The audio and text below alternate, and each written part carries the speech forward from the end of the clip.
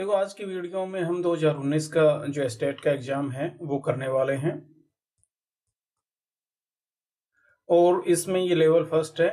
इसमें हम सिर्फ मैथ्स पोर्शन है वो करेंगे। इंग्लिश पोर्शन मैंने करवा दिया है, वो दूसरी वीडियो में है। बाकी हमारे पास जीके और सीडीपी का पोर्शन मैम ने करवा दिया था, तो हम मैथ्स का करने वाले हैं। 2018 का भी हमने कंप्लीट कर लिया है। हमारी जो प्रीवियस वीडियोज है उसमें आप चेक कर सकते हैं। तो चलो हम स्टार्ट करते हैं आज।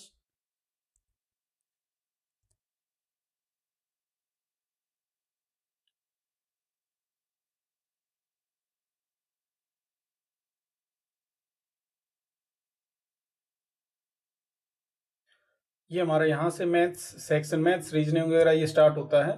तो ये ऊपर वाला रीजनिंग का है, ये तो हम मैथ्स का करेंगे। ये है हमारे पास क्वेश्चन कि एक व्यक्ति 8,000 रुपए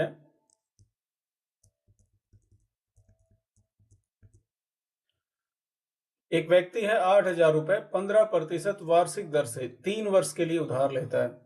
8,000 रुपए है, ठीक है, 15% वार्षिक दर है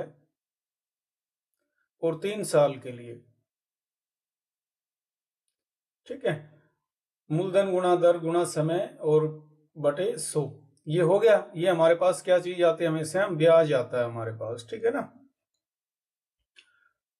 तो इसको सोल्व कर लो, बस कट गया हमारे पास 15 तिया 45, ठीक है।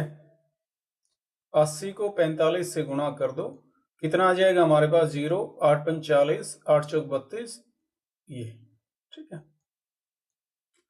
इतने रुपए उसको ब्याज के देने पड़ेंगे। अब उसे कितना साधारण ब्याज देना पड़ेगा, तो ये हमारा आंसर हो गया। अब ये टोटल वैल्यू पूछता है कि सारा कितना देना पड़ेगा, तो हम 8,000 रुपए में कितना जोड़ देते हैं, उसका जो ब्याज है ना वो जोड़ देते हैं। बाकी ऐसा पूछा नहीं उसने, तो हम नेक्स्ट क्वेश्चन करते हैं। अब देखो नेक्स्ट, ये हमारे पास क्या दिया है,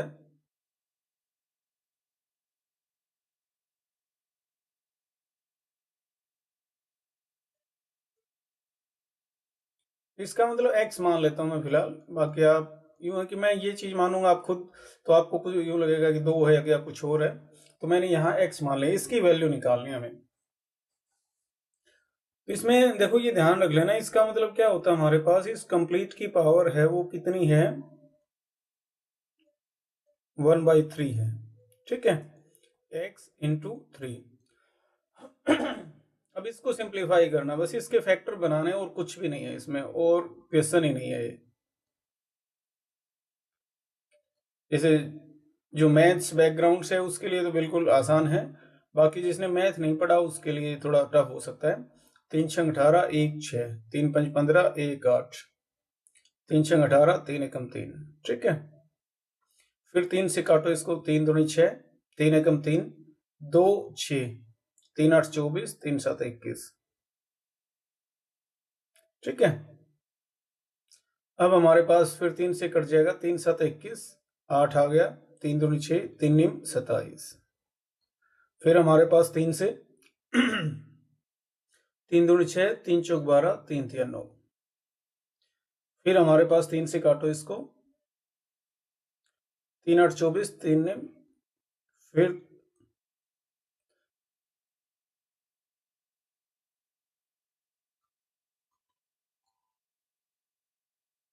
अब देखो 3 की पावर कितनी है ये चेक कर लो, 1 2 3 4 5 6 7 8 9। 3 की पावर यहाँ पे 9 है और कंप्लीट की पावर 1/3 है। इधर हमारे पास x इंटू 3, तो यहाँ पे काटेंगे तो 3 की पावर कितनी बच जाएगी, 3 बच जाएगी, यानी 3 गुणा 3 गुणा 3 is equal to x into 3। अब ये 3 कैंसिल हो गया, यानी x की वैल्यू कितनी आ गई हमारे पास, 9 आ गई। बस इतना सा है ये क्वेश्चन, ठीक है। मेन इसके प्राइम फैक्टर करने हैं, गुणनखंड करने हैं, बस इतना सा है। गुणनखंड कर लिया ना आपने, तो फिर इसका मतलब ये बिल्कुल इजी क्वेश्चन है। नेक्स्ट है हमारे पास इसमें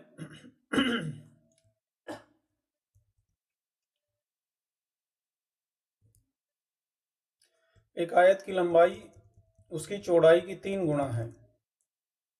देखो ये है हमारे पास क्वेश्चन।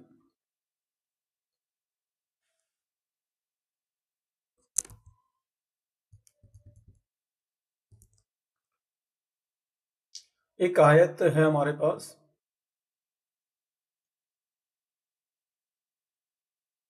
एक आयत की लंबाई है वो तो चौड़ाई से 3 गुना है, यानी ये x माने तो ये क्या है 3x। ठीक है, इस आयत का क्षेत्रफल इतना दे रखा है 147, तो उसका परिमाप है वो निकालना है। तो कोई दिक्कत नहीं है, इसको इससे गुणा करो, x इंटू 3x है वो किसके इक्वल है 147 की इक्वल है। ठीक है,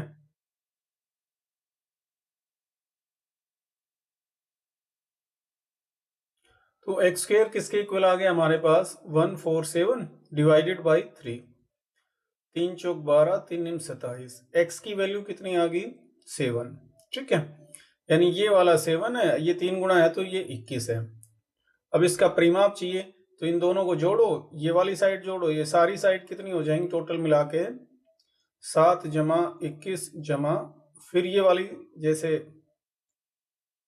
ये 21 और ये जैसे 7। ठीक है, ये इधर से करना था, फिर 21, यानी सारी साइड हमें ऐड करनी है। 28 28 दूनी 56, टोटल मिला के कितना आ गया हमारे पास 56 आ गया। ये हमारा इसका आंसर हो जाएगा। परिमाप का मतलब क्या होता है, इसकी लंबाई जोड़ो, इसकी जोड़ो, इसकी जोड़ो और ये वाली जोड़ दो। ठीक है, तो हमारे पास ये कितना आ गया 56 मीटर। अब देखो नेक्स्ट है क्वेश्चन।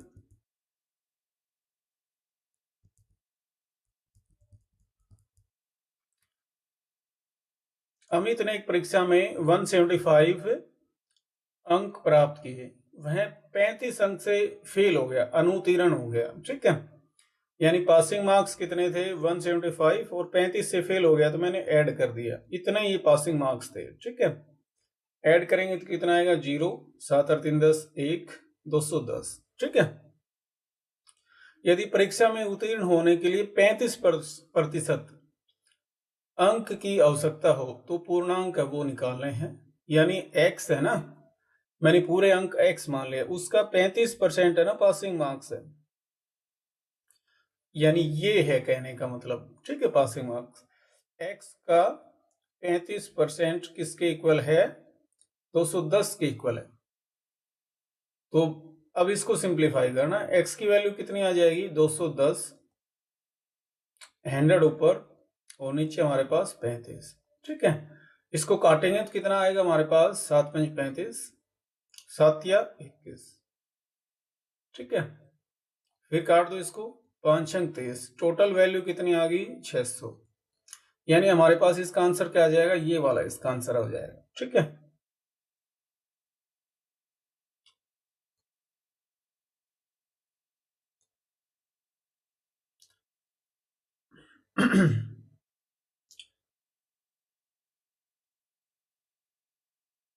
अब देखो नेक्स्ट क्वेश्चन है हमारे पास।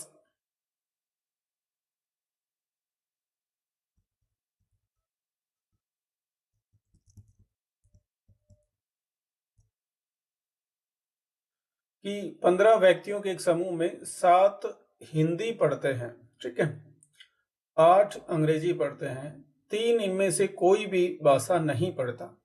तो ये नहीं पढ़ता जहां भी आ जाए ना तो उसका मतलब टोटल है ना 15 में से 3 कम कर दो, ये ध्यान रख लेना। यानी हमारे पास जो रूल्स लागू हैं वो सिर्फ 12 पे लागू है। ठीक है, या तो हिंदी पढ़ते हैं या इंग्लिश या दोनों पढ़ते हैं, नहीं पढ़ते वो कम करना ही पड़ेगा, अदरवाइज ये क्वेश्चन नहीं आएगा।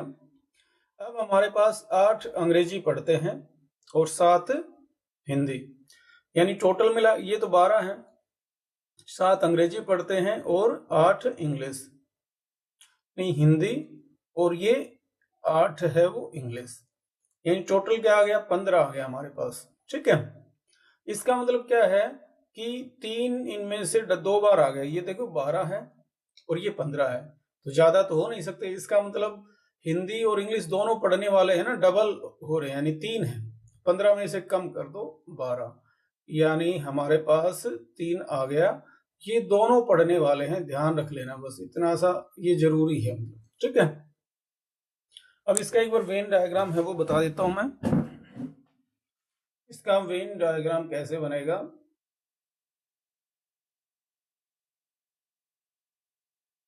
वैसे तो बिल्कुल इजी है, बाकी फिर भी मैं एक बार कंसेप्ट है वो बता देता हूं कि 3 है ना, ये दोनों पढ़ने वाले हैं, इधर मैंने हिंदी कर दिया, इधर इंग्लिश, ठीक है। 7 है हमारे पास हिंदी पढ़ने वाले, है ना, और 3 दोनों पढ़ने वाले हैं, तो 4 बच गया हमारे पास, ठीक है। 8 हमारे पास इंग्लिश पढ़ने वाले हैं, दोनों 3 हैं, तो 5 बच गया। अब ये है, और 3 इनमें से ऐसे हैं जो कुछ भी नहीं करते, यानी अलग है बिल्कुल, इन दोनों खानों से अलग है। टोटल मिला के कितने हैं, 15 ये है हमारे पास, ठीक है। अब कई बार ऐसे पूछ लेते हैं ये क्वेश्चन कि केवल हिंदी पढ़ने वाले, यानी 2 ये बच गया हमारे पास, ठीक है। इसको सर्कल करने की बजाय इस पे टिक करना चाहिए था मेरे को। अब देखो ये है केवल इंग्लिश पढ़ने वाले पूछे तो ये आएगा हमारे पास आंसर 5, ठीक है। दोनों पढ़ने वाले ये आएगा, हो गया हमारे पास। तो ये ऐसे वेन डायग्राम ऐसे बनता है, थोड़ा ध्यान रख लेना आप। और टोटल स्टूडेंट कितने हैं, ये क्वेश्चन कई बार रिपीट होते हैं, ये वाले क्वेश्चन इंपॉर्टेंट भी है, वेन डायग्राम के बिना ये आ ही नहीं सकते ये वाले क्वेश्चन। हम देखो नेक्स्ट क्वेश्चन क्या है हमारे पास, इसका आंसर क्या क्या पूछा था, दोनों पढ़ने वाले, तो वो तो यहीं खत्म हो गया था हमारे पास, ये दोनों, ठीक है। ये बीच में रीजनिंग के क्वेश्चन है, ये जैसे मैं करवा नहीं रहा। देखो किसी भिन्न के अंश में 200% की वृद्धि की जाए, वृद्धि की जाए, ठीक है। तो मैंने भिन्न है वो क्या मान ली, x/y है वो माना है। इसमें 200% की वृद्धि बोला है ना, तो प्लस करना पड़ेगा, ठीक है।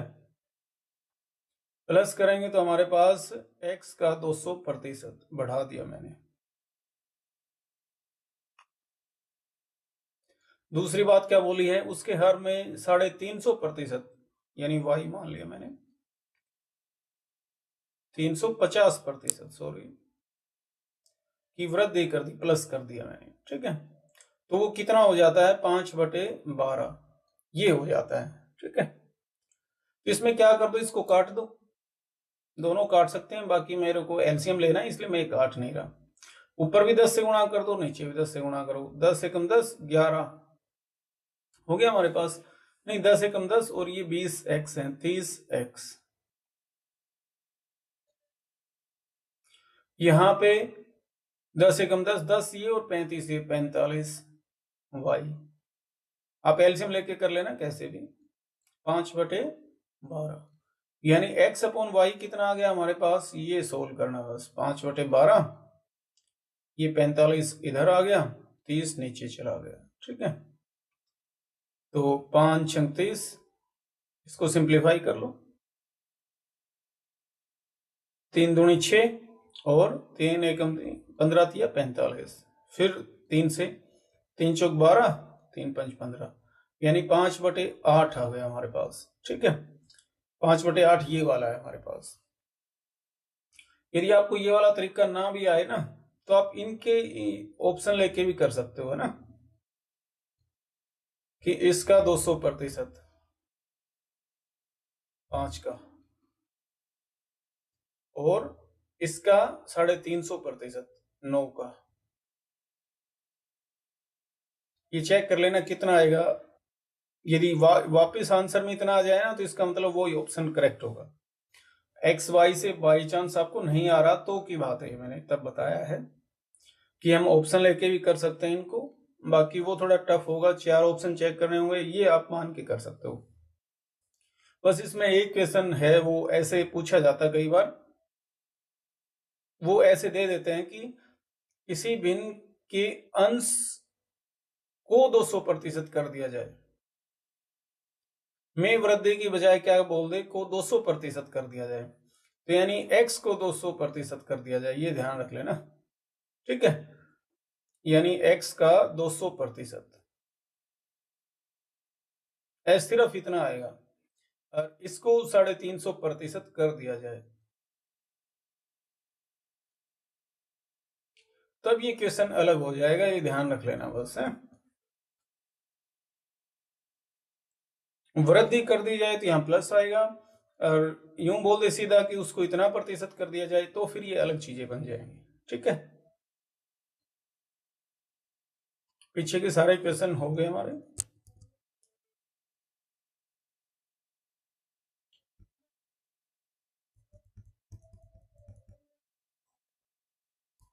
ये रीजनिंग के क्वेश्चन है, ये वाला मैथ्स का है।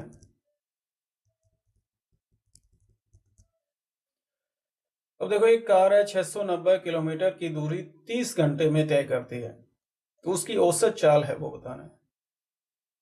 690 किलोमीटर की दूरी है, वो 30 घंटे में, ये बिल्कुल आसान है। काट दिया बस। ठीक है, ये वाला हमारा आंसर हो जाएगा। देखो, चाल का फॉर्मूला क्या होता है, दूरी कितनी तय करी हमने, और भाग में क्या देना है, समय, कितना टाइम लगाया। ठीक है, अब यहाँ कंफ्यूजन कब होता है, जब ये मीटर पर सेकंड में पूछ लेते, तब होता है क्वेश्चन। तो इसको क्या करना था, 23 है ना, मीटर पर सेकंड में जब भी करेंगे ना, किलोमीटर से इसमें, यानी इससे हम करें मीटर पर सेकंड में, तो हमेशा 5/18 से गुणा होगा, ये ध्यान रख लेना बस। तब ये हमारा आंसर कुछ अलग आ जाता, और तब इसमें कुछ संख्या भी ऐसी देते कि ये कट जाए आपस में। ठीक है,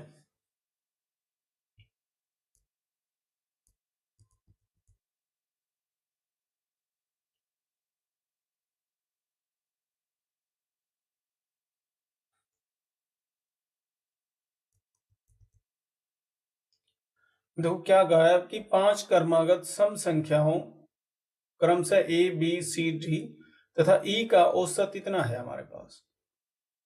ठीक है, तब संख्या सी और ई का गुणनफल है वो बताना है। इसने औसत की बात कही है, ये वाला है ना। 5 संख्याएं हैं, तो इसका मतलब बीच की तो 74 है हमारे पास, सम है ना जो कटे नहीं, तो एक 72 होगी हमारे पास, एक 70 होगी, एक हमारे पास 76 होगी, और एक 78 होगी। अब देखो, इनको जोड़ के 5 से भाग देंगे तो यही आएगा हमारे पास। ठीक है ना। अब इसने क्या कहा है, ये जैसे मैंने ए मानी है, ये बी क्रमशः लिखा ना, इसलिए ये सी, ये डी और ये ई, और हमारे पास सी और ई का गुणा पूछा है, सी और ई का, इन दोनों का गुणा पूछा है ना, तो इनका कर लो। 8 चौक 32, 2 आ गया, 2 इनमें सिर्फ इसमें है, तो सिर्फ यही टिक कर देंगे हम। ठीक है, ज्यादा सोचने की जरूरत नहीं है, बस हमारी कंसेप्ट है वो सही होना चाहिए। गुणा करेंगे तो यही आएगा, या 2 जगह 2 होता तो फिर और हमें कंप्लीट गुणा है वो करना पड़ता।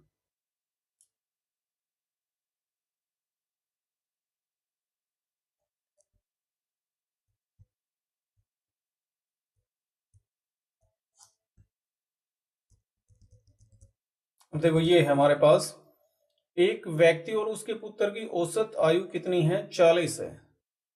ठीक है, यानी x प्लस वाई, औसत आयु का है ना 2, उसे भाग दे दिया और वो 40 है, यानी x प्लस वाई कितना है, 80 है। 2 इधर जाएगा, गुणा में कर दिया मैंने। इनकी आयु का अनुपात कितना है, ये वाला है। ठीक है,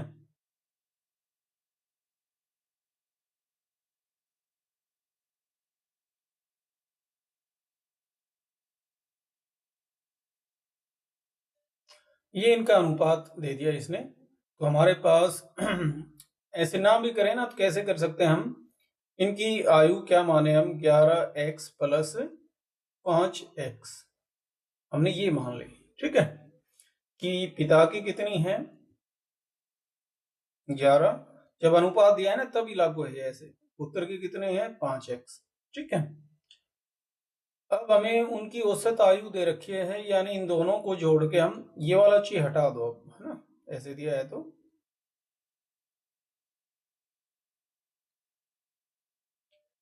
11x प्लस 5x भाग में 2, और ये किसके इक्वल है, 40 के इक्वल है औसत। ठीक है, इन दोनों को जोड़ेंगे तो कितना आ जाएगा हमारे पास 16x/2 इज इक्वल टू 40। ये हमारे पास कितना आ गया 8, 8 पंच 40, यानी x की वैल्यू कितनी आ गई हमारे पास 5। ठीक है, x की वैल्यू हमारे पास कितनी आ गई 5 आ गई। अब हमारे पास इसको सिंप्लीफाई करें, हम गुणा कर दो 25 और ये हमारे पास कितना आ गया 55। ठीक है, अब जिसकी पूछी है वो हमारे पास इसका आंसर हो जाएगा। पुत्र की पूछी है तो 25 और पिता की पूछी है तो हमारे पास 55। ठीक है, यहाँ पुत्र की पूछी है तो ये हमारा इसका आंसर हो गया। अब देखो नेक्स्ट है हमारे पास, इसमें ये रीजनिंग के हैं सारे। ये वाला मैथ्स का है हमारे पास। एक कैंटीन में 7 दिनों के लिए 56 kg चावल की जरूरत है। 7 दिन की बात है, तो एक दिन में 7 8 56, यानी 8 kg है ना एक दिन में चाहिए। ठीक है, ये इतना सा है हमारे पास। फिलहाल जो एक लाइन है उससे ये मीनिंग आया हमारा। अप्रैल और मई माह में कुल मिलाकर कितने चावल की आवश्यकता होगी, तो इनके दिन काउंट कर लो और 8 से गुणा कर देना। ठीक है भाई, इतना सा ही है। अप्रैल में कितने होते हैं हमारे पास, और मई में कितने दिन होते हैं,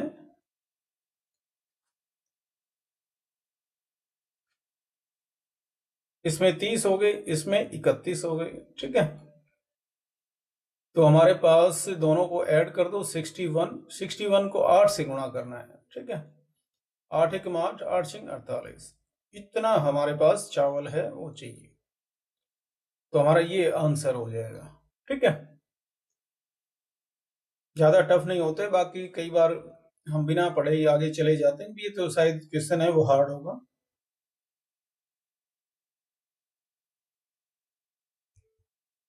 ये जीके के क्वेश्चन है।